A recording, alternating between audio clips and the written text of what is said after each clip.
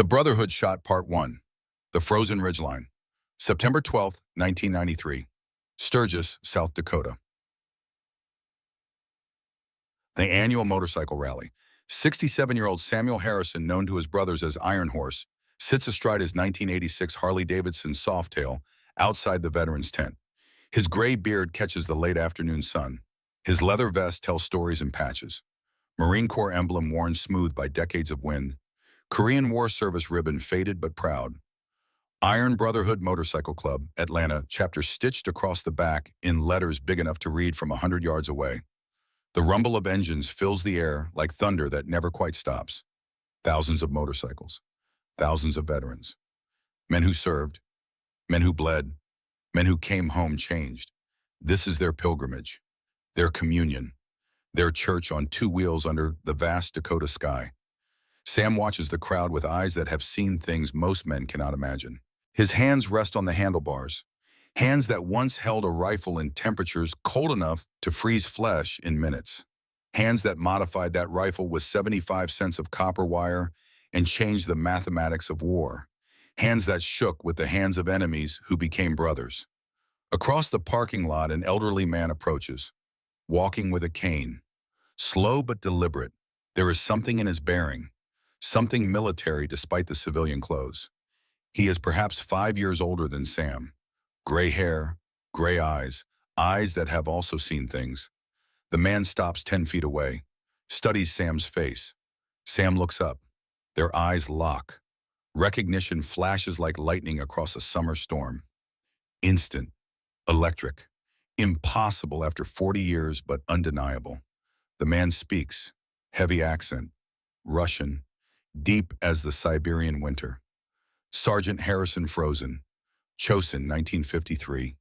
Sam's breath catches in his throat. His heart pounds like artillery fire, that voice, that accent. A ghost made flesh, a memory walking in the South Dakota sunshine. Dmitri, the Russian nods, steps closer, leans his cane against Sam's motorcycle, extends his right hand. His left hand, Sam notices, carries scars. Old scars. Shoulder surgery scars, the kind you get from a bullet that shatters bone but does not kill. I am Dmitri Volkov. I do not know if you remember. 1950 November. Korea. You shoot me from 820 meters with rifle that should not reach that far. You saved my life by trying to kill me. And then your people saved my life again with medicine and food and truth. Sam takes the hand, shakes it, feels the strength still there. Warrior to warrior, enemy to friend. The transformation that took 40 years to complete, but began with 75 cents of copper wire and one impossible shot. I remember, Sam says quietly. His voice carries weight that younger men cannot understand. Weight of years, weight of choices. Weight of consequences that echo across decades. I remember everything. Dimitri's eyes glisten. Moisture that could be age, could be wind, could be emotion too large to contain after 4 decades of carrying it. I fly from Moscow to find you, Dmitri says. I searched 2 years, veteran organizations, Marine Corps records. Finally, someone tell me you ride with Iron Brotherhood, that you come to Sturgis every year. So I come, I buy Harley-Davidson in Los Angeles. I ride across America. 2 weeks, 4,000 miles. Every mile I think this is freedom. This is what they tell me does not exist. This is what you show me with 75 cents and copper wire and breakfast bacon that make me cry like child. Sam feels his own eyes burning. He has not cried since the funeral of Corporal Martinez, since that frozen hillside in Korea where good men died in temperatures that turned blood to ice before it could pool. But now, with this Russian ghost standing in South Dakota sunshine wearing a Harley-Davidson t-shirt, the wall cracks. Why, Sam asks, why come all this way? Why now? Dmitri smiles. Sad smile, wise smile. Smile of a man who has lived long enough to understand that some debts can never be repaid, only acknowledged.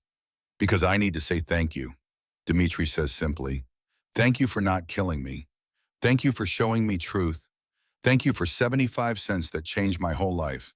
Thank you for making me understand that freedom is real, that propaganda is lie, that America is not what Soviet Union tell me, that black man from Mississippi can be genius that white generals must respect. That enemy prisoner eat better than Soviet officer. That this country with all its problems is worth believing in. He pauses, reaches into his jacket pocket, pulls out worn photograph, hands it to Sam. The photograph shows younger Dmitri, perhaps early 50s, standing beside a Harley Davidson. Different bike, older model. Behind him, the Golden Gate Bridge, San Francisco, the city where he built his American life after defecting, after choosing freedom over propaganda, after one bullet and one breakfast changed everything he believed. I become American citizen, 1960, Dmitri says. I raise 2 children here. I work as machinist in California. I ride motorcycle every weekend. Every time I ride, I think of you. I think this is what Sergeant Harrison fight for. Not just to win war, to win freedom, to prove that 75 cents and good idea matter more than all the propaganda in Kremlin. Sam stares at the photograph, at the younger Dmitri, at the bridge that symbolizes the gateway to America that this Russian sniper walked through because of one impossible shot and what came after. To understand why a Russian sniper thanked an American Marine 40 years later, you have to go back to the frozen hills of Korea, back to November 1950, back to temperatures that killed men as surely as bullets, back to the moment when 2,000 Marines walked into a valley that should have been their grave, back to 75 cents of copper wire and a modification that violated every regulation but saved every life, back to the place where enemies learned that being right matters more than being authorized, where propaganda met truth and shattered like ice under a rifle butt, where war taught lessons about freedom that peacetime could never match. This is that story, the story of how one black Marine from Mississippi changed the Korean War with 75 cents and stubborn refusal to watch more friends die.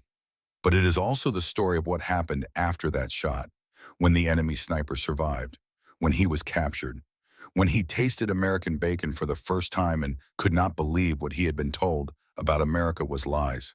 And it is the story of how 40 years later, that Russian sniper rode a Harley Davidson across America to find the man who saved his life by trying to kill him. Because sometimes the most important battles are not won with bullets. They are won with 75 cents and the truth about what freedom really means. November 27th, 1950, Chosin Reservoir, North Korea, 4:30 in the morning. Temperature 35 degrees below 0 Fahrenheit. Sergeant Samuel Harrison, 26 years old, 3rd Battalion. 5th Marines presses his hands against the frozen stock of his M1 Garand rifle. The wood is cold enough to pull skin from flesh if you touch it wrong. The metal is colder still. Cold that burns, cold that kills, cold that makes men cry from pain before they die from exposure. Sam breathes carefully. Shallow breaths, deep breaths freeze the lungs. He learned that 2 weeks ago when Private Collins took a deep breath to shout a warning and collapsed choking, blood freezing in his mouth before the corpsman could reach him. That image lives in Sam's mind now, lives in all their minds. The Korean winter kills as efficiently as Chinese bullets. Through his rifle scope, 4-power magnification, 680 meters distant across the frozen valley, 2 figures move into position on the eastern ridgeline. Dawn has not yet broken. The sky is that strange gray blue that comes before sunrise in the Arctic. Light enough to see shapes but not details. Light enough to kill. Sam watches the figures settle behind rocks, watches them establish firing positions with the practiced efficiency of professional soldiers. One figure is smaller, Chinese probably. The other is taller, broader shoulders, different uniform even at this distance, different bearing. Soviet advisor, Sam thinks. Russian sniper instructor training the Chinese how to kill Americans at distances we cannot counter. Beside Sam, Lance Corporal Robert Murphy lies prone with spotting scope pressed to his face.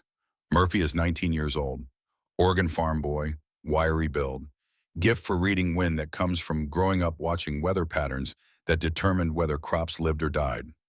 But Murphy is not thinking about Oregon farms right now.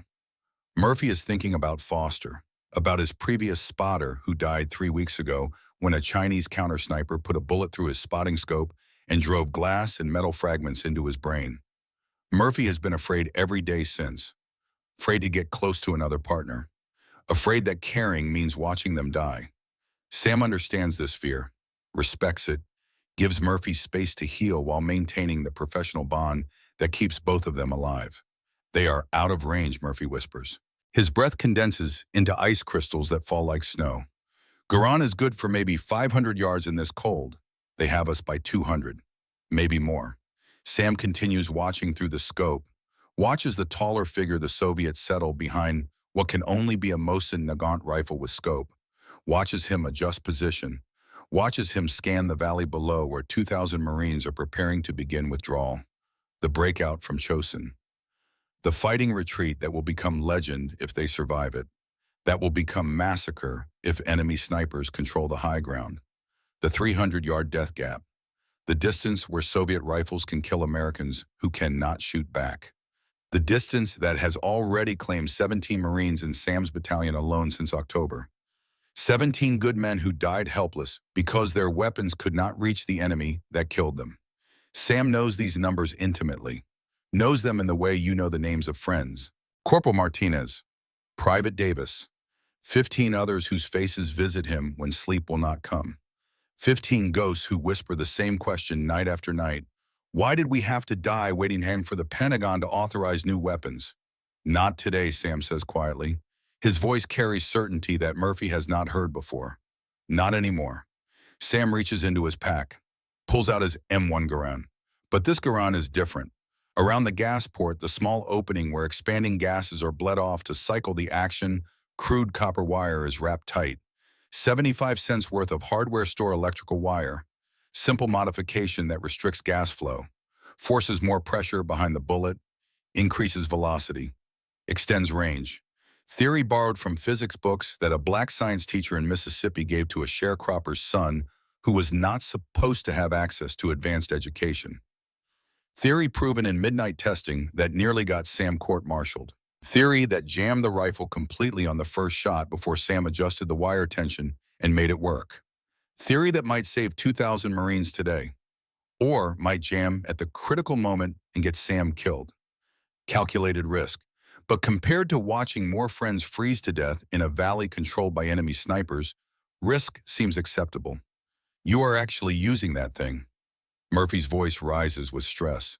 After what happened at the test, Sarge, that rifle jammed solid. Completely. You had to pry the casing out with a knife.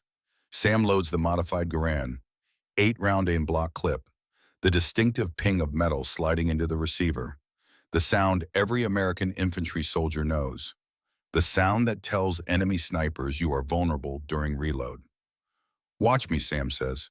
To understand how Samuel Harrison came to this frozen ridgeline with 75 cents of kipper wire and desperation, you have to go back to Mississippi, back to April 18th, 1926. Back to the Greenwood where a sharecropper's son entered the world as the third of 5 children born to William and Martha Harrison. William Harrison had served in a segregated unit during the Second World War, had fought for America in Europe while America kept black soldiers separate from white, had earned medals and respect from men who bled beside him, had returned home expecting something different, had found instead the same America he left, same segregation, same poverty, same casual cruelty of a system that measured men by skin, first character, second, if at all. But William brought home something more valuable than medals, brought a lesson he would teach his children every day until the lesson became as natural as breathing. This country is not perfect, son William would say, in the evenings after working, land he would never own. His voice was gravelly from cigarettes and fieldwork. But it is worth fighting for. Sometimes you have to earn respect before they are ready to give it. God gives gifts for a reason. Do not you dare hide yours just because some folks are uncomfortable with where those gifts come from. The Harrison family owned exactly one firearm, an old Remington bolt-action rifle that William used for hunting. Food on the table depended on William's aim, on whether the rifle found its target, on whether expensive cartridges counted every time. Sam was 8 when his father first put that Remington in his small hands, showed him how to shoulder the stock, how to sight down the barrel, how to squeeze the trigger smooth instead of jerking, how to respect the weapon as a tool that fed the family. Sam took to shooting like some children take to reading. Natural talent that could not be taught could only be nurtured. By age 9, Sam could hit targets that grown men struggled to see. Squirrels at 70 yards, deer at 150 yards, tin cans on fence posts that disappeared when others tried, uncanny ability that made neighbors talk, made some folks uncomfortable. In Mississippi during the 1950s, being known as the black boy who could shoot was not something folks celebrated. But William remembered his own father's words. Talent is from God. Honor it. Do not hide it just because some people do not like where it comes from. But Sam did not just learn to shoot. He learned to understand shooting, the physics of it, the mathematics, the science beneath the skill. This is where Elizabeth Carter enters the story. Mrs. Carter was a black science teacher at the segregated elementary school in Greenwood. She held a master's degree from Tuskegee Institute.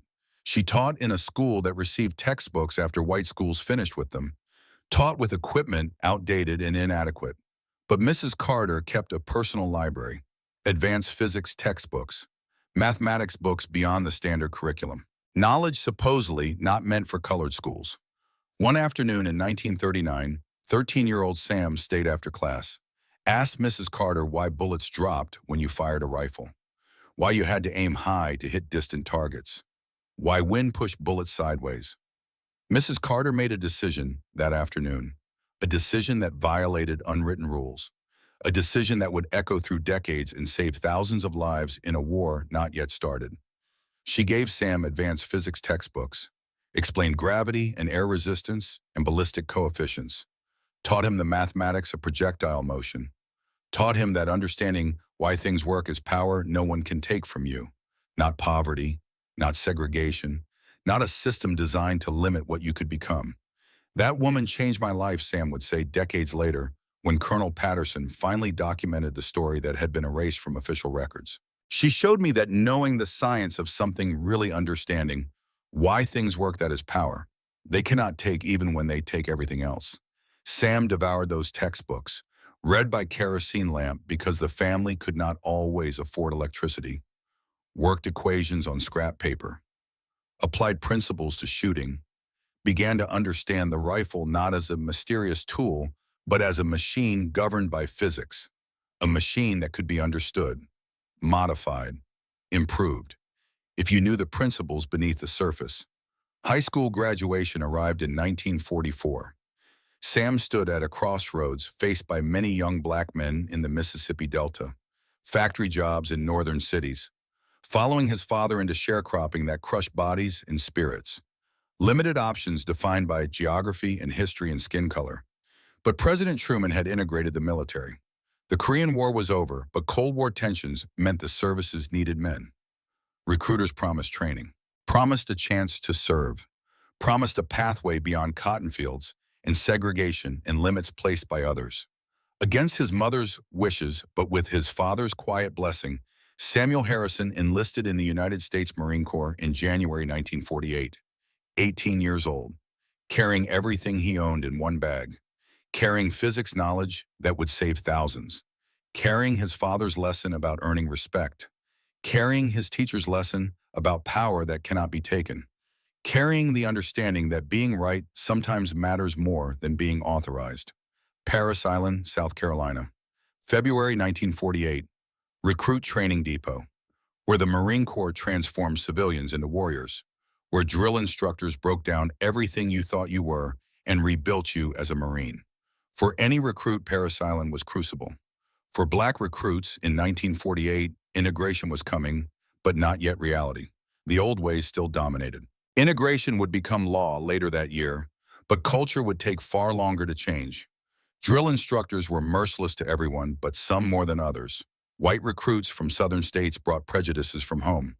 Recruit Samuel Harrison arrived at Parris Island on a bus that crossed the bridge over marsh water, looked out the window at flat sand and palmetto trees, and saw no escape. Saw only 12 weeks between him and becoming a Marine. His platoon assembled in February rain. 68 recruits, 5 black. Drill instructor Staff Sergeant Raymond Cole stepped before them. White man, Georgia accent thick as swamp water, 38 years old, 20 years in the Corps. Believed integration was a mistake, but would follow orders because Marines follow orders even when they disagree. The weeks blurred together. 5 in the morning wake-ups, physical training that left muscles screaming, classroom instruction, field exercises, close order drill, swimming qualification, obstacle courses, gas chamber, everything designed to find your breaking point and push past it. Sam excelled at physical training. Years of field work had built endurance, but academics came easier still. Military law and tactics that other recruits struggled to memorize, Sam understood principles beneath. Pattern recognition, cause and effect, systems thinking that Mrs. Carter had taught him through physics, but applied to everything, but weapons qualification. That is where Samuel Harrison found his voice in the Corps. First day of Rifle Week. Drill instructor Cole distributed M1 Garand rifles to recruits, lined them up on the firing line, began instruction on sight alignment and trigger control and breathing technique. Sam held the M1 for the first time, felt the weight and balance, noted the gas system design, recognized the operating principle from physics textbooks. Gas bled from barrel through port, directed to piston. Piston operated bolt carrier, cycled action, chambered next round. This was a machine he understood at a level that went beyond the manual. Staff Sergeant Cole walked behind the firing line as recruits dry fired at targets, stopped behind Sam, looked at the black recruit with M1 shouldered correctly. Textbook sight picture, proper cheek weld, everything technically correct, but Cole saw color before competence, saw opportunity to test this integration policy he disagreed with. Cole reached forward and pulled the M1 from Sam's hands. Other recruits turned to watch. Sensed confrontation. The air changed. A tension that every black man in America knows. Tension that says trouble is coming and you better be careful how you respond because the system is not built to protect you. You sure you know which end the bullet comes out of? Boy laughter from some recruits.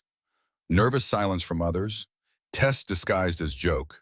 Assumption wrapped in question. The casual racism that tells you that no matter how well you do, some folks will always see the color before the capability. Sam looked Staff Sergeant Cole in the eyes, did not look away, did not show anger, showed only calm confidence that his father had taught him. The dignity that says, I know my worth, even if you do not see it yet. Just give me my ammunition and a chance to shoot, Staff Sergeant. Then we will see which end the bullet comes out of. Cole smirked, handed the rifle back. Said nothing, but message sent. Black recruit had to prove more than white recruit, had to demonstrate excellence where adequacy would suffice for others, had to be undeniable. Qualification day arrived. Cold morning. Wind from the east. Targets at 200, 300, and 500 yards. Standard Marine Rifle qualification course. 50 targets possible. 40 hits minimum for expert qualification. Most recruits scored between 30 and 38. Expert was rare, reserved for natural shooters or lucky days. Sam stepped to the firing line, loaded his magazine, chambered a round. The sound of bolts sliding forward, metal on metal, the weight of the rifle against his shoulder. The discipline of controlled breathing that his father had taught him. The mathematics of wind and distance and bullet drop that Mrs. Carter had taught him. The understanding that this moment mattered not just for him, but for every black recruit who would come after. He fired, first string at 200 yards, slow fire, 10 rounds, 10 hits, center mass, tight grouping that impressed the range officer, second string at 300 yards, rapid fire, 10 rounds in 90 seconds, 9 hits, 1 pulled shot from jerking the trigger. Sam cursed himself silently, knew better, rushed, cost him. Third string at 500 yards, slow fire, 10 rounds, distance where many recruits struggled to even see the target clearly. Sam calculated in his head. Applied knowledge Mrs. Carter had given him. Bullet drop at 500 yards. Wind drift, temperature effect on powder burn. 10 rounds, 9 hits, 1 low from misjudging wind. Fourth string at 300 yards. Rapid fire from standing position. Most difficult, no support. Full body control required. 10 rounds, 8 hits, better than most, not perfect, but solid. Fifth string at 200 yards. Moving targets, 10 rounds. Focus, breathe, lead the target. Anticipate movement. 10 hits, perfect string, total score, 46 out of 50 possible. Expert qualification, highest score in the platoon, higher than some drill instructors. Undeniable excellence. Performance that could not be dismissed or diminished. Facts that spoke louder than prejudice. The snickering stopped. The assumptions cracked. Staff Sergeant Raymond Cole walked to Sam as recruits cleared weapons. Platoon watching, expecting confrontation or dismissal or something to maintain the hierarchy that put black recruits at the bottom. Cole's face was stone, voice flat, but words different than expected. Private Harrison, I do not care if you are purple with yellow polka dots. You shoot like that, you have a future in my corps. Do not let anyone tell you different. First grudging respect earned through performance that could not be denied. First crack in the wall that separated by color.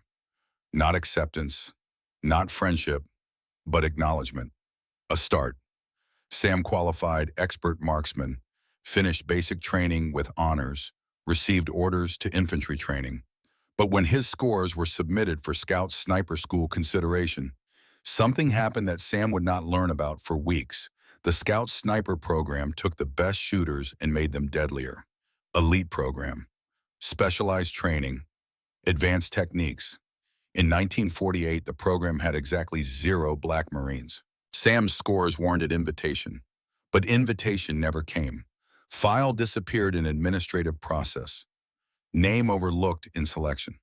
Excellence demonstrated, but opportunity denied. Not through overt rejection, through quiet omission, through the bureaucratic erasure that is harder to fight than open discrimination because there is no target to confront, just absence where presence should be.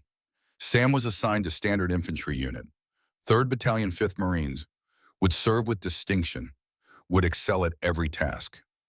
But path to Scout Sniper remained closed, barrier invisible but solid. He did not know then that Korea would force that door open, did not know that combat losses would create shortages that excellence could fill, did not know that desperate commanders would accept black snipers when white snipers were dying faster than they could be replaced. First enlistment progressed. Sam served, learned, proved himself repeatedly, promoted to corporal based on competence. Then sergeant, earned respect from men who fought beside him even when they kept social distance in garrison. The military integration that worked in foxholes but struggled in barracks. June 25, 1950, North Korea invaded South Korea. War that most Americans had not anticipated. Conflict that would claim over 36,000 American lives before it ended 3 years later in stalemate. But in June 1950, those numbers were future. The war was beginning, and Marines were needed. Sam re-enlisted specifically because of Korea. Wanted to be where the fight was happening. Warrior instinct, sense of duty, maybe also the understanding that war creates opportunities that peace denies, that combat needs excellence regardless of color, that survival matters more than prejudice when bullets are flying. September 1950, Sam deployed to Korea with 3rd Battalion, 5th Marines. Dark Horse Battalion, 26 years old, sergeant, respected for weapons expertise. Still no Scout Sniper School opportunity despite evident skill. But deployment meant combat. Combat meant proving ground. Place where being right would matter more than being authorized. The initial impressions of Korea. Heat in September that reminded him of Mississippi summers. Mountains that Mississippi did not have. People who looked nothing like anyone Sam had known. Language that sounded like nothing he had heard. War that felt different than training suggested. Not the clear front lines of textbooks, not the organized combat of films. Fluid, chaotic, enemy you rarely saw until too late. By October 1950, American and South Korean forces had pushed north, approaching the Chinese border. General MacArthur promised the war would be over by Christmas. Troops would be home, victory secured. But intelligence reports filtering through command told different story. Chinese forces massing north of border, preparing intervention, bringing Soviet weapons and advisors. Late October, early November 1950, intelligence briefings became more urgent. Chinese forces equipped with Soviet weapons. Mosin Nagant rifles. Excellent bolt-action sniper rifles. 7.62 by 54 millimeter cartridge. PU scope. 3.5 power magnification. Effective range 800 meters and beyond. American M1 Garand, semi-automatic, 8-round and block clip, Excellent infantry rifle, reliable, powerful, but effective range only 500 meters in standard configuration. 300-meter gap, 3 football fields, distance where Soviet-trained snipers could kill Americans who could not shoot back, distance where enemy enjoyed sanctuary, distance that would soon be written in American blood on frozen Korean hillsides. November 15, 1950, Hill 682, 20 miles south of Chosin Reservoir. Temperature already dropping below zero at night. First real taste of Korean winter that would kill more men than bullets. Corporal Victor Martinez led his squad in assault on Chinese position. Martinez was 24 years old. El Paso, Texas. Sam had trained with Martinez stateside. Good Marine, steady under fire. Had a wife and infant daughter waiting back home. Carried their photograph in his helmet. Showed it to anyone who asked and many who did not. Pride in his voice. My girls, my reason for coming home. The assault followed textbook tactics. Suppressive fire while assault element maneuvered. Martinez carried his M1 Garand set to standard semi-automatic. 30-round magazine would have been better, but M1 used 8-round en-block clips. 8 rounds. Then the distinctive ping as the empty clip ejected. Then reload. Then vulnerable. Martinez advanced under covering fire from his squad, positioned himself behind a frozen fallen tree, began suppressing the Chinese bunker with controlled fire. 5 rounds. Pause to aim. 5 more rounds, making ammunition count, keeping enemy heads down, professional, competent, everything the Marine Corps taught. The 8th round fired, the clip ejected with its distinctive ping. Metal on metal, sound that carried across frozen hillsides, sound that told anyone listening, American rifleman is reloading. American rifleman is vulnerable. American riflemen cannot shoot back for 3 or 4 seconds while hands work magazine and bolt. Martinez dropped behind cover to reload. Standard procedure, muscle memory from hundreds of training repetitions, survival instinct. But the Chinese sniper had been waiting, had been counting Martinez's shots, had identified his position during muzzle flashes, had weapon trained on the spot where Martinez would expose himself after reload. Mosin Nagant at approximately 650 meters, beyond effective range for Sam or anyone else in the squad to counter with M1 Garands. Safe distance where mathematics and physics protected the shooter, where Soviet doctrine gave Chinese snipers sanctuary.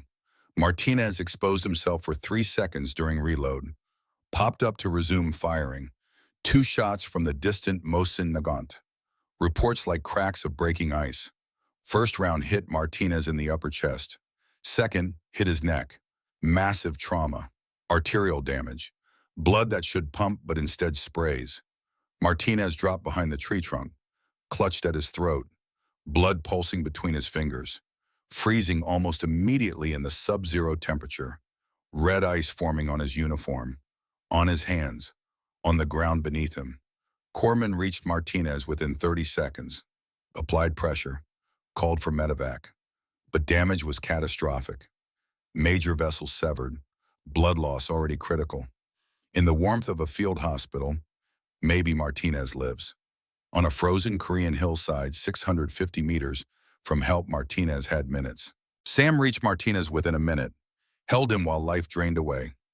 Held his friend who had shown him pictures of wife and baby, who had talked about going home, about meeting his daughter who had been born while he was in transit to Korea, about building life after service, about everything that would now never happen. Martinez's last words came as whispered confession between bloody breaths, voice weakening, cold stealing what blood loss had not yet taken. They are counting our shots, Sam, counting and waiting for reload. 8 rounds, then ping, then we die. You hear me? They are counting. Change the math. Change it before we all die like this. Martinez died in 6 minutes, body temperature dropping rapidly in the extreme cold, blood frozen on his uniform, unfired magazine lying in red ice beside him. Died knowing he never got to shoot back. Died helpless. Died because American rifles could not reach the enemy that killed him. Sam held Martinez's body until other Marines pulled him away. Held his friend until the cold made Sam's own hands numb. Until staying longer meant risking frostbite. until duty demanded he let go and continue fighting because the war did not stop for grief. That night, Sam wrote in the journal he kept hidden. Journal no one saw. Private thoughts in private pages. Entry dated November 15th, 1950. Martinez dead. 11 others since October. Enemy snipers count our shots. Know exactly when we reload. Kill us during vulnerability window that our weapons create. Pentagon says wait for new equipment. How many more die while committees debate? Someone needs to change the math. Sam did not write that he would be the someone. Did not yet have the solution. Just knew the problem had to be solved. Knew waiting meant more friends dying helpless. Knew being right would matter more than being authorized. Knew that sometimes breaking regulations saves lives that following regulations kills. July 1951, 3rd Battalion Scout Sniper Platoon suffered casualties. Staff Sergeant killed by mortar fire. Lance Corporal wounded severely enough for medical evacuation. 2-man teams broken. Battalion needed every capable shooter. Battalion needed bodies to fill holes that Chinese bullets in Korean winter were creating faster than replacements arrived. Sam's marksmanship scores were in his service record. Expert qualification. Highest score in his training platoon. Scores that normally would have earned Scout Sniper School consideration 2 years earlier. Scores that had been overlooked when he was a black private from Paris Island. But now battalion needed shooters. Color mattered less than capability when casualty rates were climbing. Staff Sergeant James Patterson commanded the Scout Sniper Platoon. White Marine, Virginia, career soldier, 32 years old. 14 years in the Corps. Traditional mindset about what Scout snipers should be. Wanted Marines who had gone through formal sniper school. Wanted specialists, not infantry soldiers pressed into service. Wanted the Corps he knew, not the integrated Corps that Truman had ordered. But Patterson followed orders, accepted Sam as temporary assignment, made his skepticism clear from the first day. Voice that carried across the tent where Scout snipers gathered for briefing. I do not care what your qualification scores are, Harrison. Scout snipers train together, fight together, trust each other. You are here because I am short-handed, not because you belong. Do not expect special treatment. Do your job. Stay out of trouble. Maybe you will live long enough to go back to regular infantry where you belong. Message clear, temporary, not accepted. Excellence acknowledged grudgingly. Belonging denied. The integration that worked on paper but struggled in practice. The Corps that was changing but changed slowly. Too slowly for some, too fast for others. Right speed for almost no one. Sam was paired with Lance Corporal Robert Murphy, 19 years old. Oregon, wiry build that suggested farm work and missed meals. Gift for reading wind that came from growing up watching weather determine survival. But Murphy earned his nickname, Jumpy, from more than nervous disposition. 3 weeks earlier, Murphy's previous spotter, Lance Corporal Richard Foster, had been killed. Sniper team observing from concealed position. Foster using spotting scope. 70 power magnification. Watching Chinese patrol at 800 meters. Safe distance according to doctrine. Distance where American M1 Garands could not reach. Distance where Scout snipers observed and reported, but it rarely engaged. Chinese counter-sniper spotted sun glint off Foster's scope lens. Single shot from Mohsin Nagant at extreme range. Probably luck more than skill at that distance. But luck is binary. Either works or does not. This time it worked. Bullet struck Foster's spotting scope, shattered the optic, drove glass and metal fragments into Foster's eye and brain. Killed him instantly. Killed him while Murphy lay beside him. Killed him close enough that Murphy felt Foster's last breath exhale into his face. Close enough that blood and brain matter sprayed across Murphy's uniform. Close enough that Murphy would carry that image every day for the rest of his life.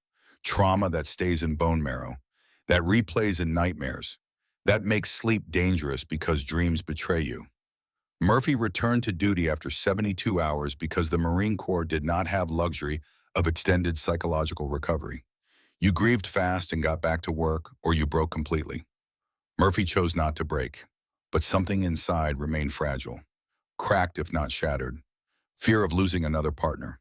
Fear that getting close to someone means watching them die. Fear that caring is vulnerability that combat exploits. When Sam was introduced as Murphy's new partner, Murphy's response was muted, shook hands, made eye contact briefly, said little, not unfriendly but not warm. Walls up, distance maintained. Professional relationship only because anything more meant risk. Sam understood trauma when he saw it, understood Murphy was not rejecting him personally but protecting himself from pain, understood that healing takes time, that trust must be earned slowly, that pushing too hard breaks what remains. Sam could be patient, could give Murphy space, could maintain professional relationship that kept both alive while Murphy decided whether to risk caring again. Equipment briefing revealed disparities Sam expected but still frustrated him. Scout Sniper Platoon had 12 Marines, 6 two-man teams, 4 teams equipped with M1 Garand rifles fitted with 4 power scopes. 2 senior teams had Springfield M1903A4 sniper rifles. Purpose-built sniper weapons. Superior accuracy, but only 6 M1903s existed in the entire 5th Marines Regiment. Sam asked the obvious question during equipment briefing, question that needed asking even if answer was known. How come we do not all get the Springfield's gunnery, Sergeant Robert Cole? The armorer scoffed, dismissive, as if the question revealed ignorance rather than legitimate concern. There are 6 Springfields in the entire regiment, Sergeant. You think they grow on trees? Besides, M1 is a fine weapon in capable hands. You qualify expert, you should know that. What Cole did not say, but everyone knew, M1 Garand could not match Mosin Nagant range. 800 meters was fantasy with standard M1. You could lob rounds in that direction. Might even get lucky, but consistent, accurate fire at that distance required weapon designed for precision, required Springfield, required weapons the Marines did not have in sufficient numbers, required solutions that were not coming, or required changing what the M1 could do.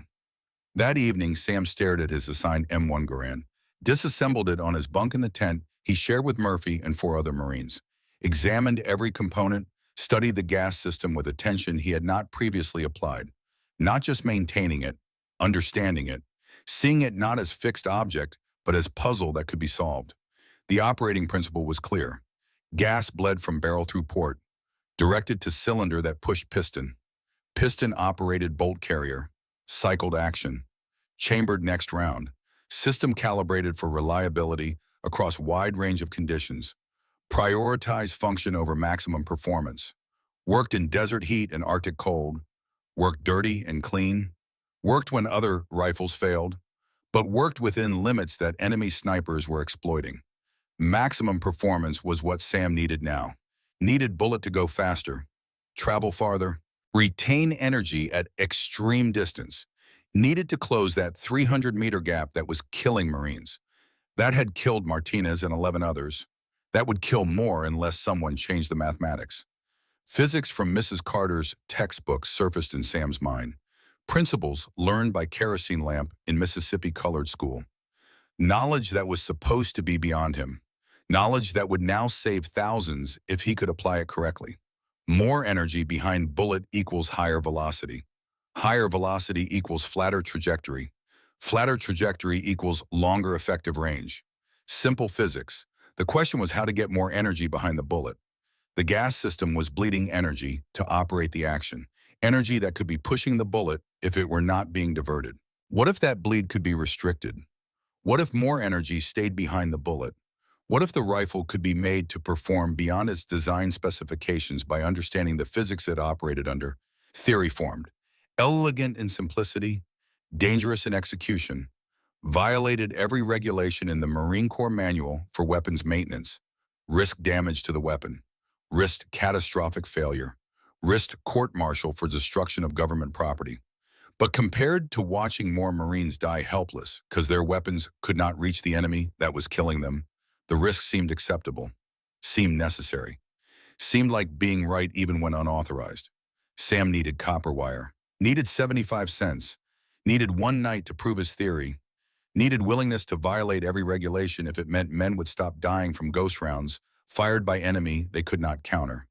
Tonight, Sam cleaned his M1, thought about Martinez and the 11 others, thought about 17 dead Marines total since October, thought about his father's lesson about earning respect by being undeniable. Thought about Mrs. Carter's lesson about understanding why things work being power they cannot take. Thought about Murphy sleeping fitfully across the tent haunted by Foster's death, afraid to trust another partner. And Sam decided that being right mattered more than being authorized. That saving lives mattered more than following regulations that were killing the men those regulations were supposed to protect. Tomorrow, 2,000 Marines would enter the valley at Chosin. Tomorrow, the breakout would begin. Tomorrow, enemy snipers would be waiting with Mohsin Nagants at 800 meters. Tomorrow, 75 cents of copper wire would change the mathematics of war. Part 2, the 75-cent equation. November 26, 1950. Evening settled over the frozen outpost like a weighted blanket. Temperature dropping fast as the sun disappeared behind western mountains. -20 Fahrenheit and falling. The kind of cold that makes metal brittle, that makes breath freeze in lungs, that kills careless men before morning. Sam sat alone in the corner of the supply tent, away from other Marines who occupied themselves with evening routines, writing letters home that might never arrive, playing cards with frozen fingers, cleaning weapons for the 100th time, normal activities of men trying to pretend tomorrow might not kill them. But Sam had different purpose tonight, had made a decision that violated every regulation, had formed a theory that physics supported but practical experience did not guarantee, had calculated risk and found it acceptable compared to the alternative of watching more Marines die helpless.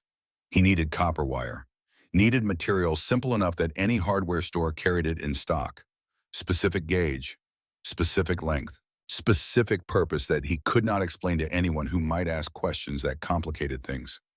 Corporal Dennis Chen worked the supply section. 22 years old, San Francisco, second-generation Chinese-American who spoke Cantonese at home and English in the Corps, had a reputation for acquiring items that were not officially available, operated in gray spaces between regulation and necessity, understood that war created needs that peacetime procurement systems could not anticipate, that soldiers needed things that forms did not cover, that sometimes getting the job done meant working around the system rather than through it. Sam found Chen sorting inventory behind the supply tent. Stacks of crates containing ammunition rations, medical supplies, equipment, everything needed to keep a battalion fighting in conditions that wanted them dead. Chen looked up as Sam approached, recognition without surprise. Marines did not visit supply after hours unless they needed something. "I need copper wire," Sam said, his voice direct. Simple, no elaborate story, about 16 gauge, the kind they use for electrical work, and I need it quiet. Chen stopped sorting, looked at Sam with expression mixing curiosity and calculation. Supply sergeants learned early that questions asked were questions that complicated transactions. Better not to know, better to provide and forget. But Chen was careful. Had to be. Getting caught trafficking in unauthorized material meant trouble. Had to weigh risk against reward. "What is it worth to you?" Chen asked. Standard question. Everything had value. Everything could be traded. "My next 3 packs of cigarettes," Sam offered. Cigarettes were currency in combat. Better than money sometimes. Traded for favors, services, silence. Chen shook his head. "Not enough. Make it 5 packs. And I do not tell anyone about those PX items that keep finding their way to the Korean village down the road." Sam allowed himself a small smile. Chen was observant, had noticed Sam trading American goods to local villagers for information about Chinese movements. Technically against regulations. Technically unauthorized fraternization. Technically something that could cause problems if reported, but effective. Villagers knew things that intelligence officers did not. Knew where Chinese forces moved, where they camped, where they felt safe. Always knew you were too observant for your own good, Chen. "You will have your wire by evening." Cost was 75 cents at the post exchange, but value would prove incalculable, would prove to be the difference between massacre and survival for 2,000 Marines who did not yet know their lives depended on hardware store wire and a black sergeant's understanding of physics. True to his word, Chen delivered a small coil of copper wire to Sam's bunk that night, placed it quietly on Sam's footlocker, while most of the tent was outside at evening formation. Simple material, unremarkable. The kind of thing electricians use for basic wiring. Nothing that suggested it would change the course of a war. Nothing that indicated it would save thousands of lives. Nothing that revealed it would become legend 40 years later when the truth finally emerged from bureaucratic erasure.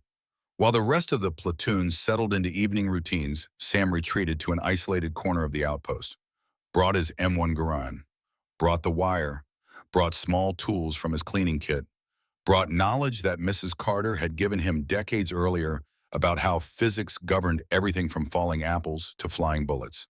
He worked by flashlight, carefully modified the gas system of the M1, created a rudimentary regulator that would restrict the amount of gas diverted to cycle the action, wrapped copper wire around the gas port, adjusted tension, calculated based on understanding of pressure and volume and energy transfer. Applied principles learned from textbooks he was not supposed to have.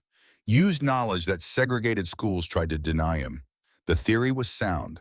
Reduced gas bleed equals more energy behind bullet. More energy equals higher velocity. Higher velocity equals extended range. Simple physics that any ballistics engineer would understand. But simple physics applied in field conditions by a sergeant with 75 cents worth of wire rather than by engineers with million-dollar budgets and years of development time. The trade-off was reliability. With less gas to operate the action, the rifle might fail to cycle properly, especially as carbon built up from repeated firing. Modification that increased performance but decreased dependability. Calculated risk that Sam accepted because the alternative was unacceptable. Because watching more friends die while waiting for official solutions was not an option. Because being right mattered more than being authorized. His hands moved with precision, born from years of mechanical work. Years of understanding machines as systems governed by rules. Years of believing that problems had solutions if you understood principles beneath surface complications.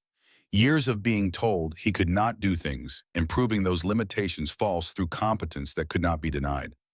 Murphy approached while Sam worked, watched with eyes that showed curiosity mixed with fear. Fear that had lived in Murphy since Foster's death 3 weeks earlier. Fear that getting close to another partner meant watching them die. Fear that Sam's desperate modification was suicide pact disguised as innovation. "What are you doing to that rifle?" Sergeant Murphy's voice carried genuine concern. Concern for Sam, concern for himself. Concern for what orders they might receive tomorrow that would depend on equipment Sam was modifying against every regulation. Sam considered lying, considered deflecting. Decided honesty served better. If the modification worked, Murphy would witness it. If it failed, Murphy would be affected. They were partners now. Trust had to start somewhere. "I am changing the rules, Murphy. The Dragunov has range because it is designed to push the bullet faster and farther. Our M1s can do the same if we help them. If we understand the physics and make the necessary modifications. If we are willing to violate regulations to save lives." Murphy's eyes widened. Voice rose with genuine alarm that bordered on panic. "That is against regulations. They will bust you back to private. Court-martial you for damaging government property. You will be lucky if they do not send you to the brig." "Sergeant, this is crazy." Sam continued working without pause, hands steady despite Murphy's distress. "Only if it does not work, Murphy. If it works, they will be too busy giving me medals to worry about regulations. If it saves 2,000 Marines tomorrow, no one will care how it happened. Results matter more than methods when lives are at stake." Murphy shook his head, fear and disbelief warring in his expression. "You are crazy, Sergeant. You know that? And if that thing blows up in your face during the test, I will be the one dragging your sorry butt back to base." Sam finished the final adjustment, looked up at Murphy, allowed himself a small smile. The kind of smile that says, "I know the risks, and I am taking them anyway because someone has to." That is what spotters are for, is it not? Murphy did not smile back, but he gave a slight nod, acceptance that they were in this together now. Whatever this became, whatever happened tomorrow, they were partners, bound by the modification that might save them or kill them, bound by the understanding that sometimes survival requires breaking rules that are designed to protect you but actually endanger you. Neither man spoke about the deeper fear. Fear that Sam carried. Fear that Murphy understood even if unspoken. Fear that the modification might fail catastrophically. That the rifle might jam or explode. That desperation might have produced disaster rather than solution. That 75 cents in good intentions might get them both killed. Only one way to find the truth. Only one way to know if physics worked in practice the way it worked in theory. Only one way to discover if Mrs. Carter's lessons could save 2,000 Marines. Midnight approached.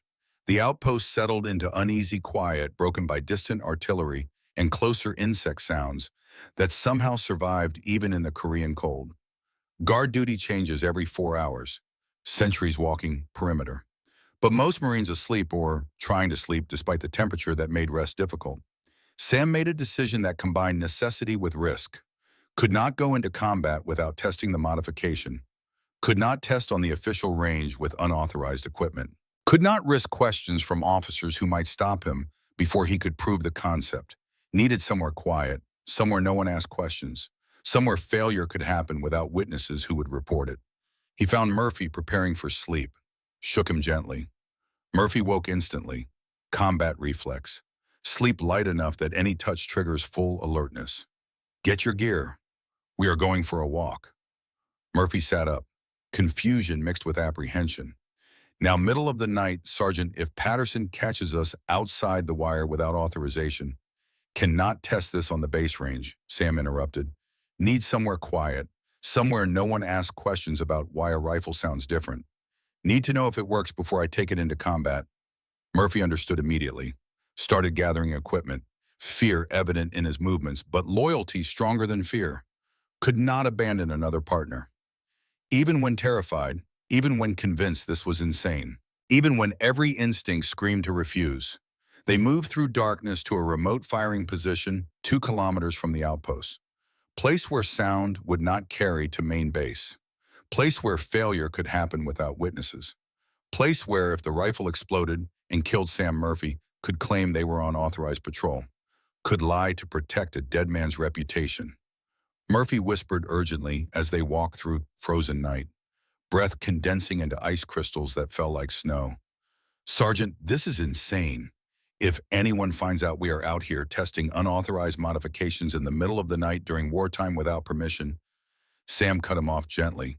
If I take this into combat untested and it fails when I need it, Marines die. I need to know if it works. You do not have to be here. You can go back. No one will know. No questions asked. Murphy stayed, could not abandon another partner even when terrified, even when convinced this was mistake, even when Foster's death replayed in memory and whispered that getting close to partners meant watching them die. They reached the firing position overlooking a valley. Darkness complete except for stars. No moon. Cloud cover. The kind of darkness where you cannot see your hands 6 inches from your face, where imagination fills the void with threats, where every sound becomes enemy movement. Sam set up the rifle on an improvised rest, loaded a single round, aimed at a hillside target approximately 600 meters distant, distance he could barely see in the darkness, distance that required faith more than sight. If this explodes, Sam said quietly, tell my family I tried something when no one else would. Tell them I was trying to save lives. Tell them being right mattered more than being authorized. Murphy positioned himself slightly behind and to the side, voice tight with stress that bordered on breaking. Jesus Christ, Sarge, do not talk like that. Do not make me carry that message. Sam squeezed the trigger. The rifle fired, sound cracking through the frozen night, but the action locked completely. Bolt frozen, spent casing jammed, weapon completely non-functional, failure total and immediate. Murphy's reaction was instant. Voice broke between anger and terror, between I told you so and genuine fear for both their lives. I told you this was crazy. You were going to get us both killed with this stupid idea. Panic rising, trauma surfacing, Foster's death replaying, fear that getting close to another partner meant watching them die, fear that Sam's modification was death sentence for both of them, fear that tomorrow they would go into combat with a rifle that jammed and enemy snipers would kill them while they struggled to clear the malfunction. Foster died because his equipment failed at the wrong moment. Murphy continued, voice cracking. Now you are deliberately making rifles fail, making them worse, making them dangerous.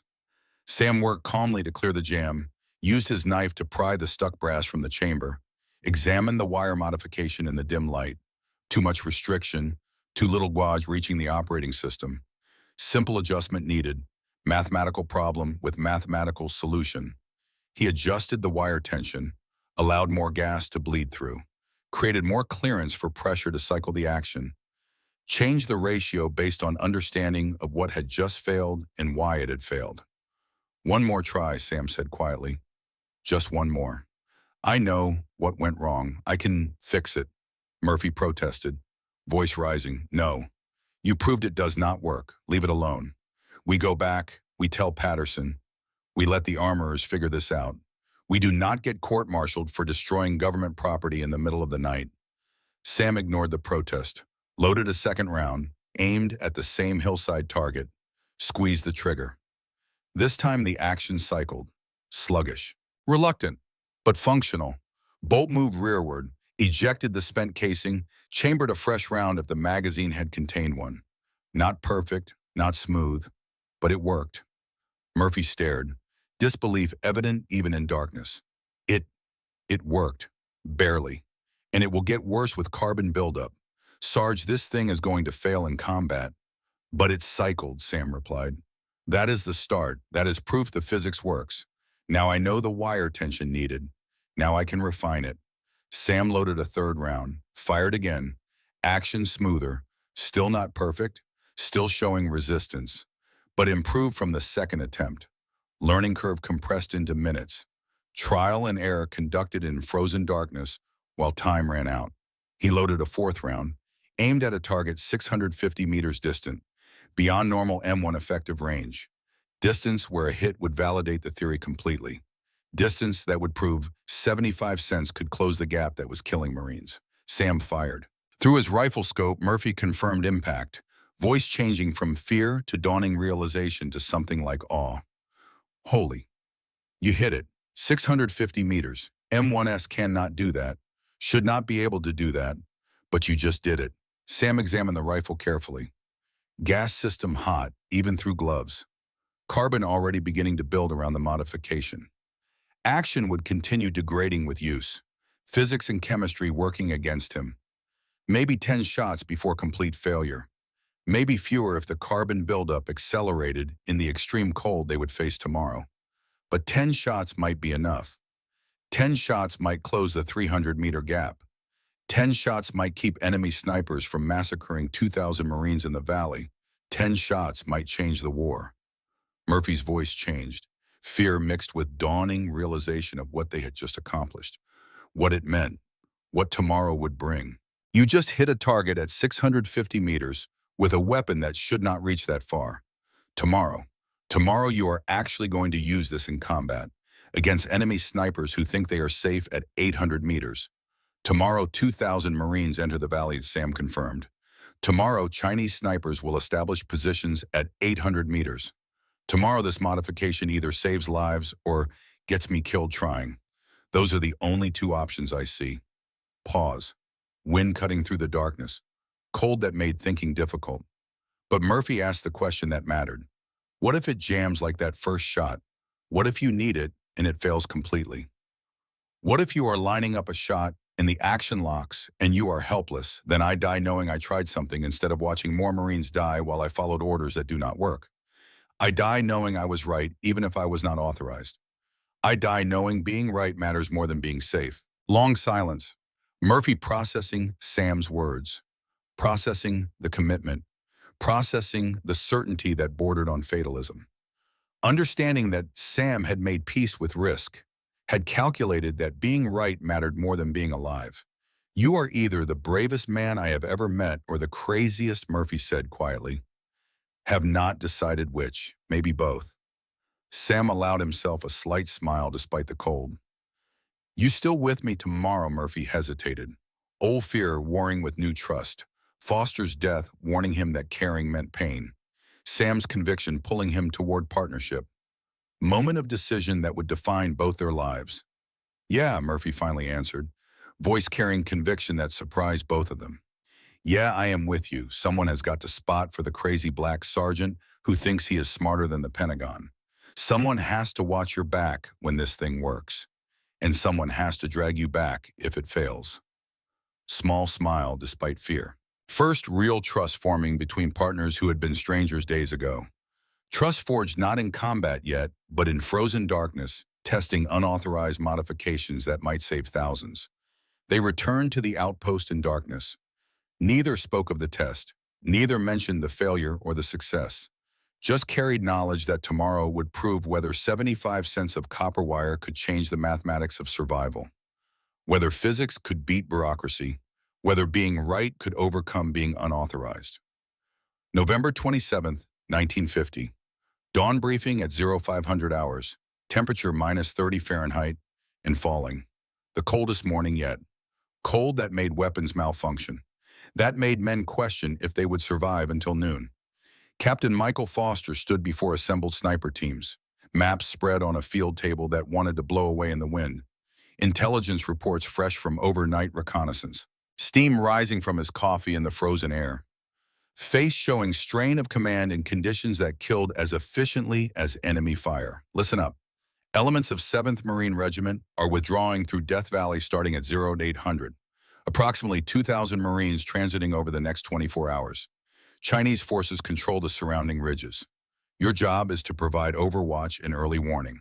Standard protocol, observe and report. Do not engage unless directly threatened or specifically authorized. Questions? No questions. Marines knew the drill, knew their rows, knew that 2,000 brothers were about to walk through a valley that earned its name every day. Staff Sergeant Patterson assigned positions, pointed to map sectors with gloved hands, breath visible in the frigid air. Voice carrying authority earned through years of leading men in conditions that broke weaker leaders. Harrison Murphy, you take observation post 7 on Western Ridge. Visibility of main approach routes from the east. Standard observation mission. You know the drill. Observe, report, stay out of trouble. Keep your heads down. Chinese have been active in that sector. Sam nodded, felt the modified M1 weight across his back, knew it barely worked, knew it had jammed catastrophically during the first test shot, knew carbon buildup would degrade function rapidly in the extreme cold, knew 2,000 Marines' lives might depend on a weapon that failed 1 out of 4 attempts during testing, knew he was about to violate every order he had just received, knew he was going to engage when not authorized, knew he was betting everything on 75 cents in physics. The pre-dawn hike through frozen underbrush took 90 minutes, 3 kilometers to the observation post through terrain that wanted to kill them, ice hidden under snow, rocks slick with frost, vegetation that cut like razors. Murphy whispered questions that Sam heard but did not answer. Questions about the plan, about what would happen if they encountered enemy patrols, about whether the modification would work when needed. Sam focused on movement, on maintaining noise discipline, on reaching the observation post before full daylight exposed them to enemy observation, on being in position when the 2,000 Marines entered the valley, on being ready to do what needed doing regardless of orders or regulations or consequences. They reached observation post 7 just as first light touched the eastern sky. Shallow depression reinforced with sandbags by previous occupants, camouflage with local vegetation that was frozen stiff. Excellent vantage over the valley and eastern approaches. Natural fortress for 2 men with rifles and determination. Morning passed without incident. Birds calling despite the cold. Light mist burning off under the rising sun that provided no warmth. Farmers in distant villages moving between homes trying to survive in a land torn by war. They did not start. No sign of enemy forces. No sign of the Chinese units that intelligence said controlled these ridges. By 1300 hours, the first elements of 7th Marines appeared at the southern valley entrance. Small columns moving cautiously along established routes toward designated positions. Men looking over their shoulders. Men knowing they were exposed. Men hoping the ridges were clear. Murphy radioed. Command, this is Sierra 3. We have friendlies entering valley from south. Approximately 500 men visible. No sign of enemy activity in our sector. Over. Sierra 3 command acknowledged. Maintain observation. Report any enemy contact immediately. Out. Afternoon wore on. More Marine units moved through the valley. Sam estimated nearly 800 men visible from their position. More arriving every 30 minutes. Reinforcement operation proceeding according to plan. Withdrawal beginning. breakout from Chosin starting. Everything depended on these ridges staying clear. Then 14:38 hours. Everything changed. Movement, Eastern Ridge, 2 o'clock position. Murphy's voice suddenly tight. Professional calm overlaying stress that came from knowing what movement on enemy-controlled ridges meant. Multiple figures moving into position. Estimate 6 to 8 individuals, setting up what appears to be crew-served weapons positions. Sam swung his scope to the indicated position. Through magnified optics, he saw them clearly. 6 to 8 soldiers establishing fighting positions. Among them, 2 carried the distinctive profiles of rifles with scopes. Sniper teams, deliberate, professional, confident. Range, Sam asked quietly, already knowing the answer, already knowing it would be beyond standard M1 capability, already knowing this was the moment everything had been building toward. Murphy checked his rangefinder against the map, calculated, recalculated, voice carrying disbelief even as he reported the numbers. 820 meters to the nearest position, 850 to the far end of their line. Sarge, they are well beyond our effective range. They know it. That is why they are being so casual about it. Well beyond standard M1 range, 300 meters beyond, 3 football fields. The death gap that had killed Martinez and 11 others. The death gap that gave enemy snipers sanctuary. The death gap that was about to kill hundreds of Marines in the valley unless someone changed the mathematics. Sam studied the enemy position through his scope. Watched them work. Watched them establish fields of fire. Watched them prepare to slaughter Americans who could not shoot back. Watched them operate with confidence that came from knowing their weapons could reach distances that American weapons could not. Murphy was already on the radio. Command, this is Sierra 3. We have visual on enemy force establishing positions on Eastern Ridge. Approximately 6 to 8 individuals, including sniper teams.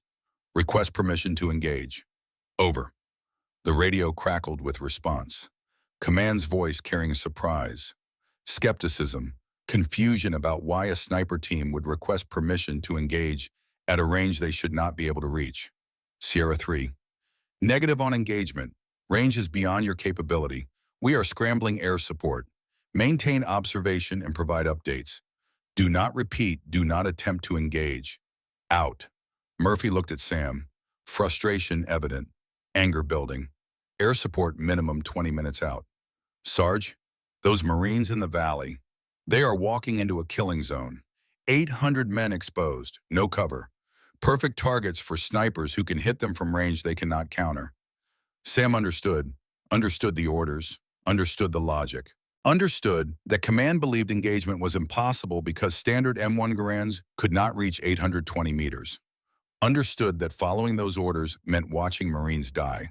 Understood that being right mattered more than being authorized. 820 meters distant on the Eastern Ridge, Senior Lieutenant Dmitry Volkov settled behind his Mosin Nagant rifle, 32 years old, Moscow-born, Soviet sniper instructor assigned to train Chinese forces in advanced marksmanship, 8 years of military service, decorated, confident, believer in Soviet weapons superiority and tactical doctrine. Beside him, Private Chen, 19 years old, Chinese People's Liberation Army, served as spotter. Nervous, inexperienced, learning from the Russian expert who had killed dozens of Americans in the months since Chinese intervention. Dmitry spoke in Russian, Chen translated into Chinese for the other soldiers. But Dmitry's tone was instructional, almost casual. The tone of a teacher confident in his subject matter, confident that what he was about to demonstrate was inevitable. Americans below are sheep, Dmitry said, his voice carrying the certainty of experience. Their M1 Garand rifles have maximum effective range of 500 meters. We are at 820 meters. They cannot touch us here. Their M1 is good rifle, yes, reliable, semi-automatic, but it is not sniper rifle. Cannot reach this distance with accuracy, cannot threaten us. Private Chen asked the nervous question of youth facing combat. Comrade Lieutenant, what if they have new weapons? What if American logistics have delivered upgraded equipment? Dmitry scoffed. Confidence born from months of success. Confidence from watching American snipers fail to counter him. Confidence from Soviet propaganda about American industrial incompetence. American logistics are slow, Chen. Even if new weapons exist, they take months to reach the front lines. We have watched their snipers for weeks. Always the same rifles, always the same limitations. Mosin Nagant is purpose-built for this work. Americans make do with infantry rifle that they try to use for sniping. They do not understand specialized equipment. They do not understand Soviet engineering superiority. Dmitry selected his target in the valley below. American officer with radio equipment, range approximately 780 meters. Well within Mosin Nagant capability. Simple shot for a marksman of his skill. Shot that would begin the massacre of exposed Americans who could not defend themselves. He adjusted his PSO scope for distance and wind. Calculated bullet drop. Compensated for the cold air that increased air density and changed ballistic performance. Professional, methodical, confident. Watch Chen, Dmitry said, his finger beginning to take slack from the trigger. I will show you how Soviet weapons dominate the battlefield. How Mosin Nagant makes American M1 look like child's toy. How we kill them without risk because their weapons cannot reach us. American officer centered in his scope. Unaware, unsuspecting, about to die. 820 meters distant, Sam settled the modified M1 Garand on frozen sandbag rest. His mind raced through calculations even as his heart rate slowed. Even as breathing settled into the ancient rhythm that steadies aim and clears thought. Distance 820 meters, elevation significant, wind 8 miles per hour from left. Temperature minus 35 Fahrenheit, which affected powder burn and air density. Modification effect unknown in actual combat conditions. Last test was 650 meters. This was 170 meters further. Action had jammed completely on first attempt during testing. Cycled sluggishly on subsequent attempts. Carbon buildup would accelerate in the extreme cold. Maybe 6 shots before complete failure, maybe fewer. Maybe the first shot would jam, and Sam would die trying while enemy snipers killed the Marines below. But 6 shots might be enough. 6 shots might close the gap. 6 shots might save 2,000 lives. Murphy beside him whispered urgently. Command said no engagement. They think we cannot hit from here. They do not know what that rifle can do now. They do not know about the modification. Murphy's voice rising with desperation. Fear and memory mixing. Neither do you, Sarge. You tested it once. It jammed 3 times before it worked. What if it jams solid like that first shot? What if they zero in on our muzzle flash? What if I lose another partner? Foster's death in Murphy's voice. Terror that getting close meant watching them die. Fear that Sam's modification was suicide pact disguised as innovation. Sam's response was calm, almost gentle. Voice that said, I understand your fear and I am doing this anyway because it is right. Then I better make the first shot count. Sam settled his breathing into ancient rhythm. 4 seconds in, hold 2 heartbeats. 4 seconds out, hold 2 heartbeats. World narrowed to view through scope. Dmitry centered, unaware that an American was watching him, unaware that mathematics were about to change, unaware that 75 cents of copper wire was about to prove Soviet doctrine wrong. Final adjustment for extreme distance. Holdover calculated based on estimated velocity increase from modification. All theoretical, no combat data, no previous shots at this range. Betting 2,000 Marines' lives on physics in desperate hope and Mrs. Carter's lessons from a Mississippi colored school. Between heartbeats, Sam squeezed the trigger. The modified M1 roared, sound noticeably different from standard report. Sharper crack, distinct metallic ping as restricted gas system forced more pressure behind bullet. Recoil heavier than normal, pushed hard into shoulder.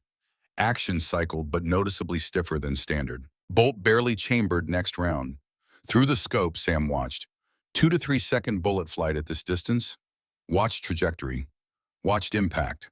Watched Dmitry suddenly jerk backward. Watched the Soviet sniper collapse over his Mosin Nagant. Watched the weapon clatter against sandbags. Watched impossible become real. Hit. At 820 meters. With a weapon that should not reach that far. With a modification that cost 75 cents and violated every regulation. With physics that proved bureaucracy wrong. Murphy was speechless for 3 seconds. Then training took over.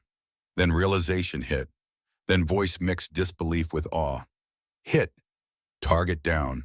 Holy Christ, you actually hit him. 820 meters. That is not possible with M1. Should not be possible. But you just did it. Part 3. Brotherhood across battle lines. 820 meters distant. Dmitry Volkov's world exploded into confusion and pain. One moment he was centered behind his scope finger, taking final pressure on trigger, American officer perfectly aligned for kill shot. Next moment, massive impact struck his left shoulder. Force like being hit with sledgehammer. Momentum threw him backward. His Mosin Nagant clattered against rocks. Scope shattered. Blood spreading hot against frozen uniform. His final conscious thought before blackness took him was impossible. Simply impossible. Americans cannot reach 820 meters. M1 Garand maximum 500 meters. Intelligence confirmed this. Doctrine confirmed this. Experience confirmed this. He had operated from this distance for months without American counterfire. Safe distance. Sanctuary distance. Distance where Soviet weapons dominated. But pain was real. Blood was real. Darkness closing vision was real. Something impossible had just happened. Private Chen's reaction was pure panic. Saw Dmitry fall. Blood everywhere. Scrambled for the Mosin Nagant, looking for threat. Confusion total. Where were Americans firing from? How could they reach this distance? What weapon could do this? Other Chinese soldiers equally confused. Their safe distance doctrine had just shattered. Never expected counterfire from range, their intelligence said was impossible. Psychological shock as devastating as physical danger. Sam already working the action. Bolt very stiff. Carbon buildup starting exactly as predicted. Cycled round but required more effort than standard weapon. Modification degrading. Physics and chemistry working against him. But second target was visible. Murphy called it second is sniper moving to cover. 10 meters right of original position. Trying to locate threat while seeking protection. Sam shifted aim. Acquired target. Fired again. Action extremely sluggish now. Required manual assistance to complete cycle. Carbon buildup accelerating in the extreme cold. But bullet found mark. Second Chinese sniper fell. Remaining enemy soldiers scrambling. Clear shock evident even at 800 meters. Never expected this. Never prepared for American weapons reaching sanctuary distance. Panic setting in, training breaking down under surprise. One raised binoculars scanning for source of impossible threat. Trying to understand, trying to locate, trying to restore order to situation that made no sense according to everything they had been taught. Murphy's urgency rising. They are trying to locate us. Third target, machine gun position laying down covering fire, 860 meters. Sam shifted to machine gunner. Compensated for slightly greater distance. Cold affecting his fingers now. Trigger discipline harder. Fired third shot. Action locked momentarily. Sam forced bolt open manually. Pain in fingers from frozen metal edges. But bullet struck chest. Machine gunner fell. Carbon buildup critical now. Gas system hot enough to feel through gloves despite minus 30 degrees temperature. Maybe 2 more shots before complete failure. Maybe 1. Maybe this was the last functional shot the modification would give him. Murphy on radio, excited, barely coherent. Professional discipline struggling against disbelief at what he was witnessing. Command, this is Sierra 3. We have engaged enemy positions. 3 confirmed hits at 800 plus meters. Enemy snipers neutralized. Request permission to continue engagement. Over. Radio exploded with questions. Demands for clarification. Command thinking. Murphy was lying or delusional or suffering from cold exposure hallucinations. Sierra 3, confirm you engaged targets at 800 meters with M1 rifle. Repeat, confirm engagement range and weapon type. Sam not listening to radio. Focused entirely on remaining enemy soldiers, now firing blindly while attempting retreat. Fourth target most dangerous. Radio operator carrying equipment. Could call artillery on their position. Could bring accurate counterfire that would kill them both. Murphy called out. Fourth target moving left to right, carrying radio equipment. 840 meters. Sam tracked running figure. Led him slightly. Moving target calculus. Equations learned from textbooks and proven on frozen hillsides. Fired fourth shot. Bolt barely cycled. Required forceful manual assistance. One more shot would mean permanent jam. But radio man fell. Equipment scattered across frozen rocks. 4 shots, 4 hits. At distances officially impossible. At ranges that doctrine said could not be reached. With weapon modified by 75 cents. An understanding of physics that segregated schools tried to deny. With innovation that violated regulations but saved lives. Remaining Chinese soldiers abandoned positions in panicked retreat. Fled eastward despite whatever orders they had received. Psychological break complete. Safe distance doctrines shattered by Americans who should not be able to reach that far. By mathematics that changed. By physics that contradicted propaganda. In the valley below, Marine columns continued movement, completely unaware of threat eliminated above them. 2,000 men saved, never knowing how close they came to massacre. Never knowing that black sergeant with modified rifle and copper wire just changed their fate. Never knowing that 75 cents bought their lives. Murphy's still on radio attempting to explain to skeptical officers what had just happened. Sam used moment to inspect rifle. Gas system dangerously hot. Carbon buildup visible around modification. Action would not cycle without manual force. Maybe modification had 1 shot remaining. Maybe none. But 4 shots had been enough. Command wants us back at outpost immediately. Murphy ended radio conversation. Captain Foster personally coming to debrief.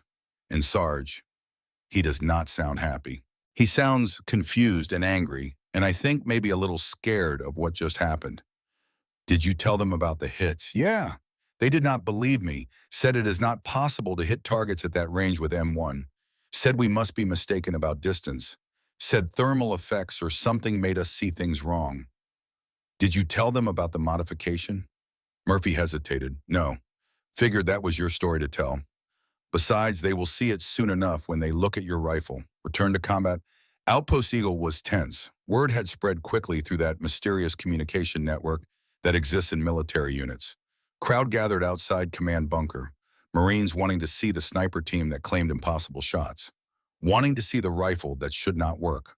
Wanting to understand what had just happened. Staff Sergeant Patterson intercepted them before they could enter. His face showed anger barely controlled. Voice tight with rage that had been building since radio reports started coming in. What the hell happened out there? Harrison voiced loud enough that crowd heard every word. Command says you engage targets at over 800 meters with M1 Garand. That is not possible. M1 effective range is 500 meters maximum. Are you telling me you disobeyed direct orders not to engage? Are you telling me you fired on enemy positions from range where you could not possibly hit anything? With all due respect, Staff Sergeant Sam replied calmly, voice factual, no defensiveness. Simple statement of truth. It is possible. I just did it. 4 shots, 4 hits, enemy snipers neutralized. 2,000 Marines in that valley are alive because those snipers are not. Patterson's face darkened further. I want to see your rifle, now, right now. Sam unslung the M1, handed it over. Copper wire still wrapped around gas port, visible to anyone who looked. Impossible to hide. Evidence of unauthorized modification clear as day. Patterson's expression shifted from anger to shock to fury that went beyond words. His hands trembled as he held the rifle. Not from cold, from rage, from violation of everything he believed about proper military procedure, from challenge to authority that this modification represented. You modified a service weapon without authorization. His voice rose, shaking with anger. Do you have any idea how many regulations you violated damaging government property? Unauthorized weapons modification, disobeying direct orders, reckless endangerment. The list goes on. Unspoken rage evident beneath the official charges. Black NCO thinking he was smarter than system. Presuming to know better than career Marines and Pentagon engineers. Challenging authority, breaking rules. Making Patterson look bad by succeeding where regulations said success was impossible. Before Sam could respond, Captain Michael Foster emerged from command bunker. Inside, both of you now tone that ended discussion, voice carrying weight of rank and responsibility for decisions that would determine Sam's fate. Conference room held 5 men. Captain Foster, Major Andrew Barrett, Battalion Executive Officer, with armorer background. Patterson standing rigid in corner. Sam and Murphy at attention before the table. Maps still spread showing Death Valley where 2,000 Marines owed their lives to unauthorized modification. Relentless questioning followed. Every detail of engagement examined. Murphy's spotting log scrutinized. Distances verified against maps and rangefinder readings. Modified rifle passed between officers with expressions ranging from amazement to anger to professional curiosity. Major Barrett, the armorer, finally spoke. Tone neutral, professional, genuinely curious rather than hostile. Voice of man who understood weapons as systems rather than as regulations. Explain exactly what you did to this weapon, Sergeant Harrison. Sam laid out theory in precise technical language. How restricting gas system increased pressure behind bullet.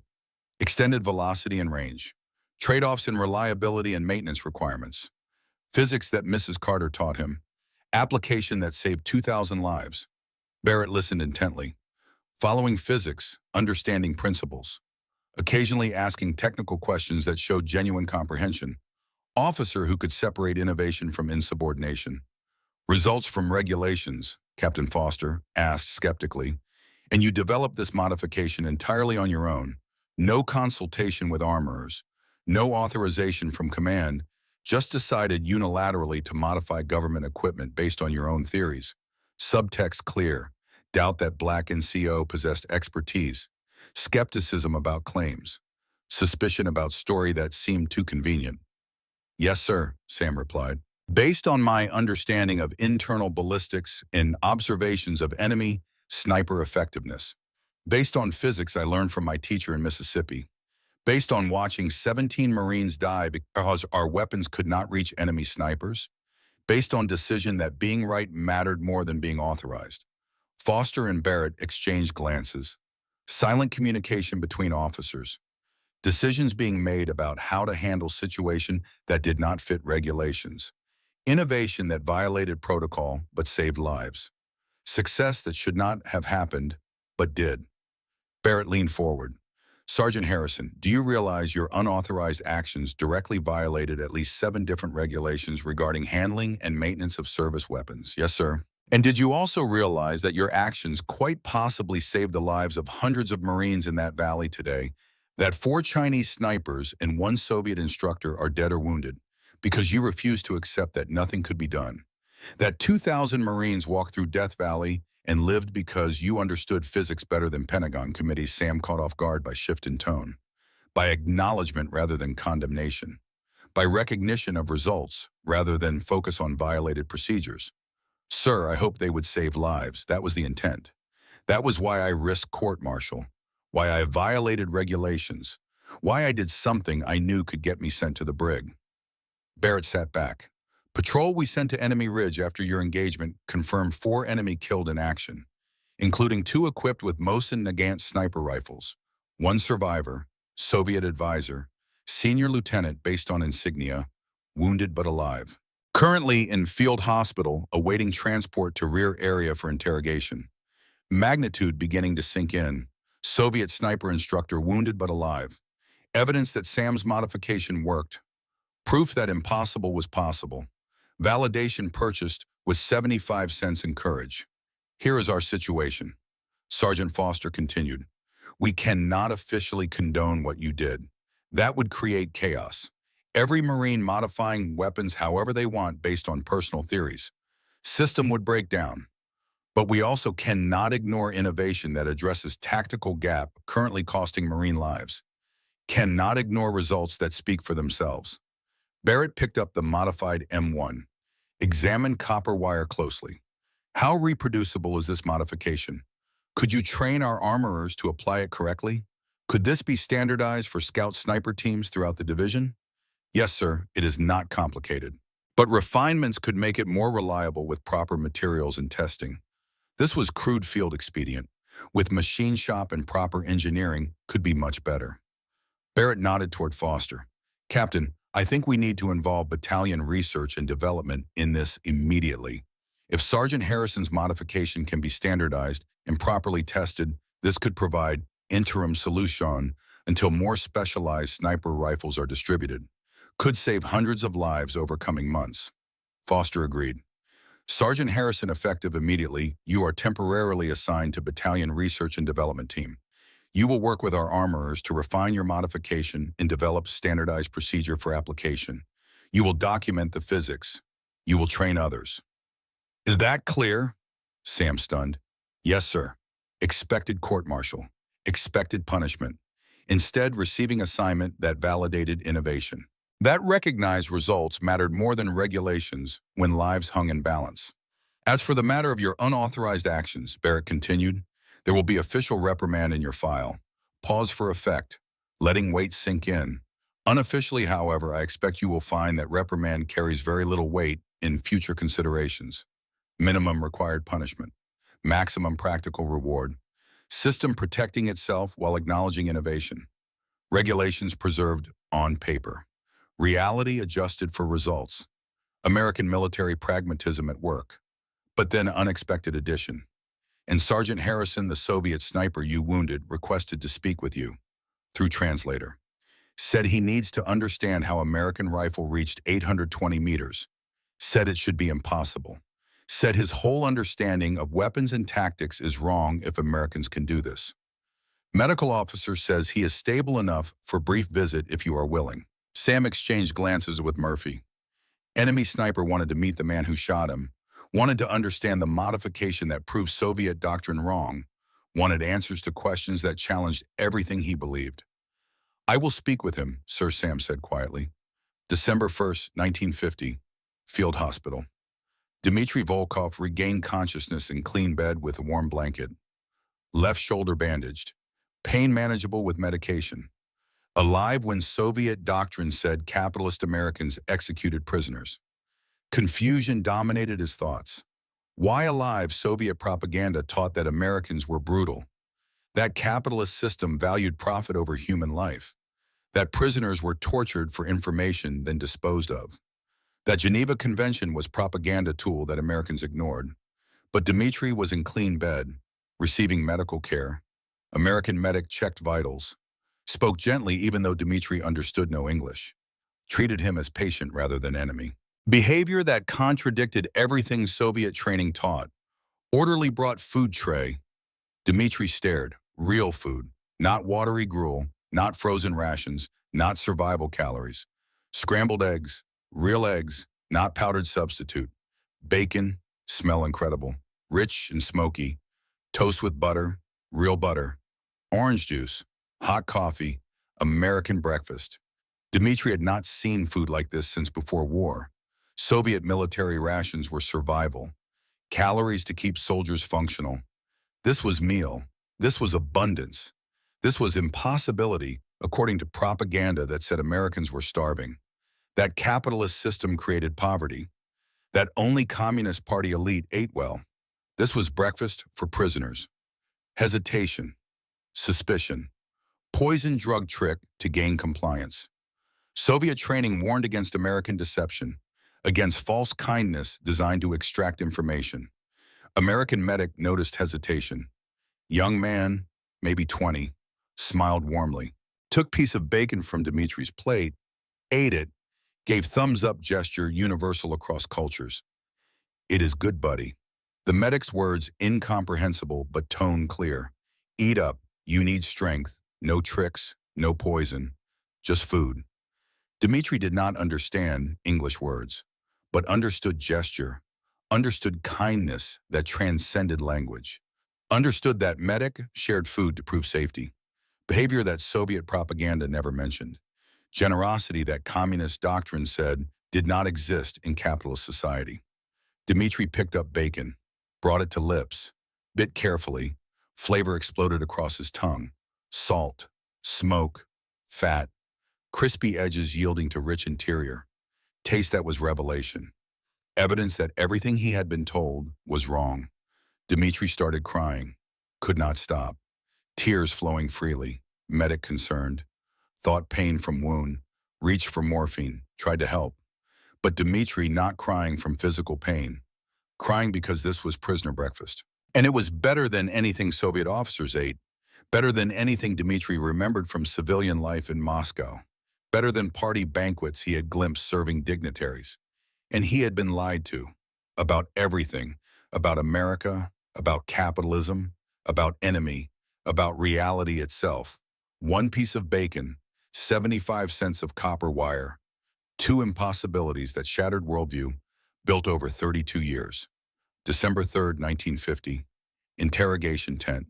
Heated space with chairs and coffee. Not torture chamber, not dungeon. Conference room where civilized men could talk. Captain John Morrison, intelligence officer, 35 years old, Yale graduate. Spoke Russian learned during State Department service in Moscow before war. Understood Soviet system, understood propaganda, understood that Dmitri was man whose reality had just collapsed.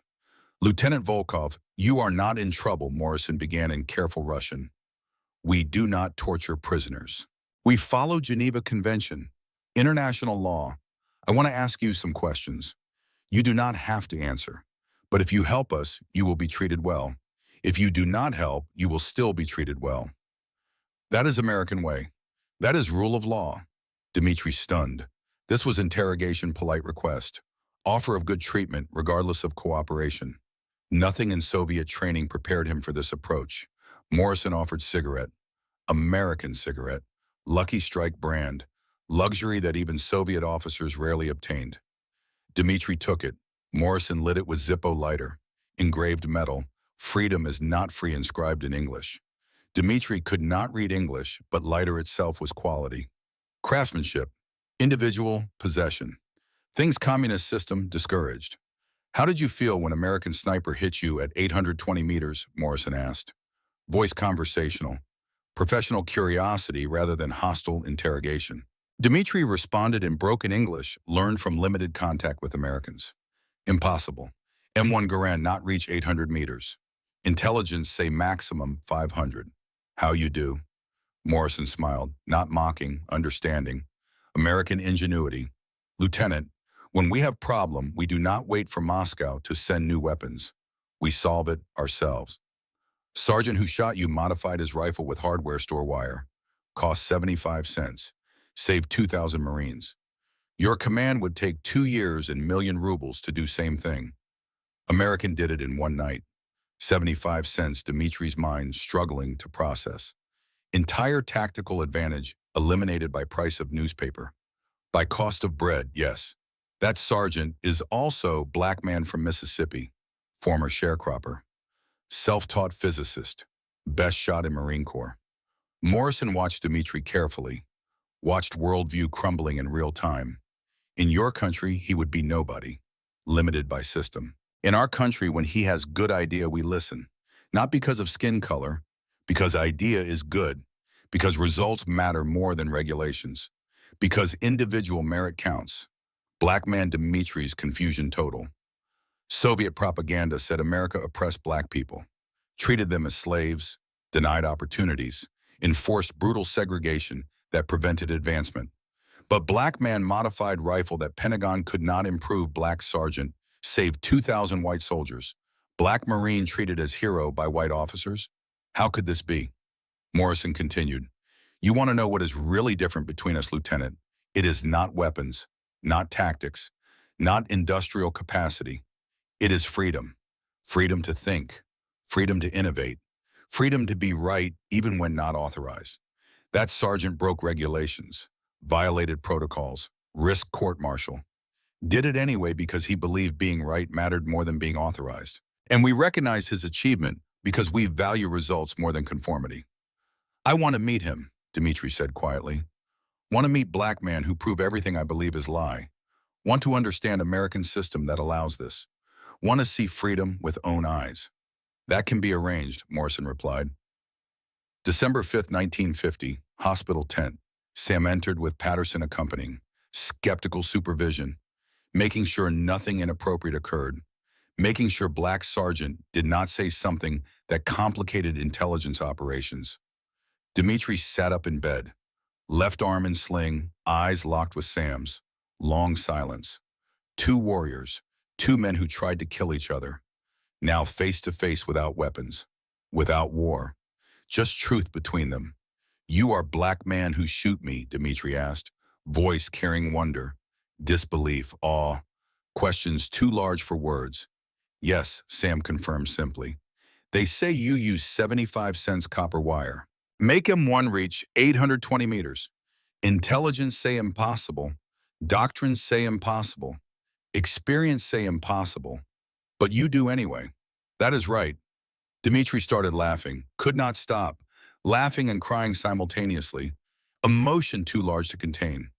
Release of tension built over months of believing lies. Relief of discovering truth. Joy mixed with grief for time wasted serving propaganda. I trained Chinese snipers 6 months, Dmitri said between laughter and tears. Soviet Union send me best weapons, best optics, best ammunition, best training, best doctrine. You use 75 cents wire and you beat me. You beat Soviet system with hardware store wire and physics book from colored school. Pause. Composure struggling to return. Face showing transformation happening in real time. In Soviet Union, if I tell commanders about problem, they send me to Gulag for criticizing equipment, for suggesting improvement, for thinking independently. You tell commanders about problem, they listen. They let you try. They recognize results. This is freedom, yes, Sam considered. Yeah, I guess it is. Freedom to be right even when you are not authorized. Freedom to solve problems even when regulations say you cannot. Freedom to matter regardless of skin color. Dmitri extended right hand, left still in sling. Thank you for not killing me. Thank you for showing me truth. Thank you for proving propaganda is lie. Thank you for making me see that freedom is real. Sam shook hand. Enemy becoming human. Propaganda dissolving into person. Connection forming across battle lines. Understanding that war was about systems and doctrines and lies, not about individuals who served them. What happens to you now, Sam asked. Dmitri serious, face showing decision already made. I request political asylum. Cannot go back to Soviet Union. Cannot live in lie anymore. Cannot serve system that lies about everything. America is truth. Freedom is truth. 75 cents wire is truth. You are truth. Patterson skeptical. You are defecting because of bacon and coffee. Dmitri fixed him with stare that carried weight of 32 years under communist system. Weight of lies discovered. Weight of truth embraced. Niet. Not defecting because of food. Defecting because system that lies about food lies about everything. System that says black man cannot be genius is evil system. System that punishes independent thought is prison. I want to live where 75 cents and good idea matters more than propaganda. Where individual can make difference. Where truth is possible. And that was how Dmitri Volkov, senior lieutenant in Soviet Army, sniper instructor, decorated marksman, became American citizen. How bacon and copper wire defeated decades of propaganda. How one impossible shot changed 2 lives forever. Time compressed. Events accelerated. War continued, but stories within war reached conclusions. February 1951. Sam's modification distributed to scout sniper units. Estimated 1,800 casualties prevented. Chinese and Soviet forces altered tactics. Safe distance doctrine abandoned. Technical manual credited field innovations by combat personnel. No mention of Sergeant Samuel Harrison. Name erased. Contribution buried. Excellence acknowledged in abstract. Credit denied in specific. Racial politics of 1950s. Progress measured in inches. Recognition delayed decades. Navy Achievement Medal and official reprimand arrived simultaneously, both in service record.